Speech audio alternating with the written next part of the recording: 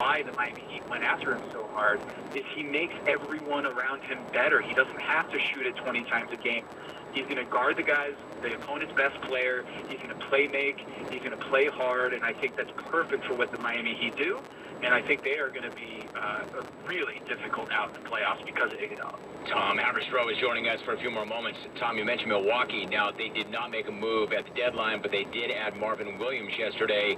As we go to the All-Star break, are the Bucks the favorites to win it all at this point? I think you got to put them as the favorites. I think the Los Angeles Lakers are vulnerable. Same with the Clippers. We just haven't seen enough from Paul George and Kawhi Leonard to put them over the top. I mean, I think Vegas right now has the Lakers as the favorites, but I would say, Milwaukee Bucks, this feels a lot like the 2014-15 Golden State Warriors, where people just didn't want to believe that they were this capable. We didn't see Stephen Curry win a title yet, so we couldn't believe that they were able to do this.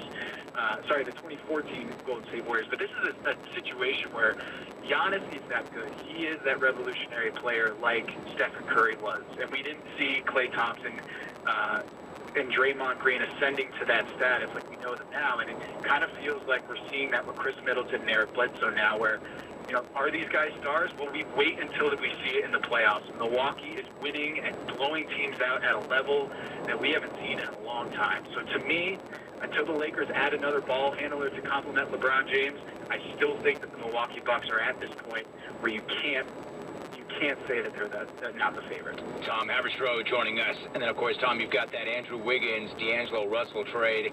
When you look at Wiggins, I'm just going to cut right to the chase. Why is it not, and we've seen flashes, but why has it not worked out so far for him? For instance, was it him being in a bad situation? Is it Wiggins himself? Is everybody else just wrong about him? What is the story with him and where he is in his career right now? I think back to before he got his max contract, Jim, when the owner of the Minnesota Timberwolves, Glenn Taylor, reportedly handed him the max contract and said, before you sign this, I want you to commit to giving more defensively, to having a higher motor defensively, to being a more all-around player. And Jim, if you got a $100 million contract sitting in front of you, and all you have to do is say, yes, I'll do that, to sign it, come on. Like, you're signing that piece of paper. You bet. And I think that's the thing is Andrew Wiggins was drafted #1 overall. He was rewarded with a max contract, and now he goes to the championship pedigree Golden State Warriors. I think the light hasn't turned on because the light has been turned on for him. He's been given the #1 pick, given the money, and I think it's been enabling for him. For him, I don't understand the people that say he's going to change in Golden State because he has been asked to change so many times over his career, and he just hasn't. And so I think if he wasn't the #1 pick and he wasn't a max player, I'm not so sure he'd be a starter in today's league because it hasn't been a winning player on both ends of the floor. He's one of the worst defenders at his position, and yes, he fills a positional need, but so did Glenn Robinson III that they traded for a second-round pick. He was a positional need, but they needed to get rid of D'Angelo Russell, apparently, and Andrew Wiggins was the only player that they could identify at the small forward position that would make it work. That's how I mentioned the Haberstroh podcast. You were doing a live Haberstroh podcast in Chicago Friday at noon. For those who have never been, what is a live Haberstroh like? Oh, man, it's awesome. We're going to have lots of special guests at the event on Friday. It's going to be just a celebration of the Chicago Bulls, and former players and faces of the Chicago Bulls will be there. It's going to be at the High Line at noon in Chicago. I'm really excited to be indoors, Jim. I don't know if you saw, but it's going to be -20, -10 wind chill on Thursday night going into Friday. So I got to bundle up here. I got to go and pack up, Jim. So I understand this. Like, I was at the AFC Championship game, and it's like, hey, Rome, can you stop talking about that? No, because I was outside at the AFC Championship game, and before the game, I was not outside the entire game. I'm still not right. I understand exactly what you're saying, Tom. Bundle up, get indoors, stay indoors. So, yes, I get it. Oh, man. Why can't we do what the NFL did and just put it in Miami? Like, let's make the event. Oh, let's switch it to Miami or New Orleans or Houston. Let's do it. Or San Diego. Well, not San Diego, bad choice, but sign me up. LA works too. Tom Haberstroh, NBC Sports NBA insider, host of the Haberstroh podcast. It's going to be live Friday in Chicago, and the creator of the AOS Pepper Challenge. Tom, great job. Good to have you back. Thank you.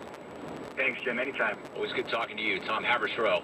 All right, says Milwaukee might be the team to beat right now because there are question marks still about the LA Lakers, question marks still about the LA Clippers. If you look in Vegas right now, they've got the Lakers as the team to beat. But I tend to agree with him. They need somebody who can handle the ball. They thought it might be Darren Collison. Not going to be him. They tried to get Marcus Morris. They could not do that. So where do you go now? Dear Romy, happy National White T-shirt Day. Regards, fair-skinned, fat dudes in swimming pools. Signed, Geoff and Lincoln. All right, when we come back, I mentioned we would go back-to-back in hour number 1, so that's exactly what we're going to do. Nick Taylor, PGA Tour Pro, joins me next. The winner of the Pebble Beach Pro-Am. JLC, Jason Lockenfora, coming up in hour number 2. Third hour is open. Also, how about a beef? If there's something you're beefing on, a person, a thing, a game, a matchup, sports-related, not sports-related, anything you want, I'm here for it. Hit me up with your beef. Call with a beef. Tweet your beef. Email the beef. Post a beef on Instagram or Facebook. Just make sure you come with the beef. All that coming up, but first, I do owe you a sports update. Here you go. Andrew Bogish has this one.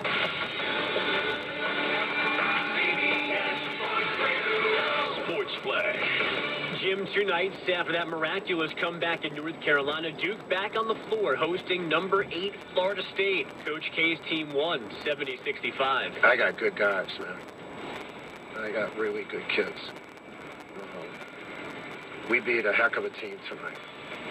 After beating a heck of a team in an epic game 48 hours before. Tonight's top 25 schedule includes San Diego State going for 25-0 against New Mexico, while number 6 Dayton hosts Rhode Island. From the NBA, Zion Williamson expected to play tonight against the Blazers. He missed Saturday's game with a sprained left ankle. And the Mavericks have signed former Hornets guard Michael Kidd-Gilchrist. New Mets manager Luis Rojas said this morning Yoenis Cespedes is running and hitting, but it's too early to make a timetable for his regular season return.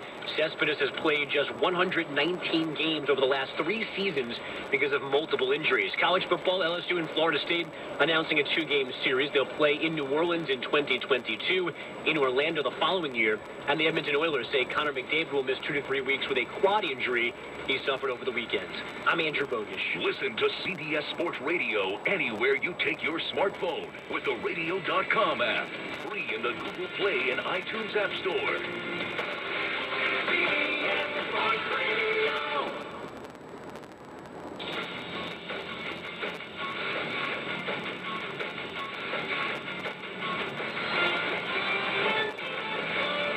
Bundle home and auto with Farmers Insurance and you could save an average of 20%. A better pairing than pineapple and pizza. There, I said it. Call 1-800-FARMERS for a quote today. We are farmers. Reported 2018 nationwide average savings underwritten by Farmers for Fire Insurance Exchanges and Affiliates. Products not available in every state.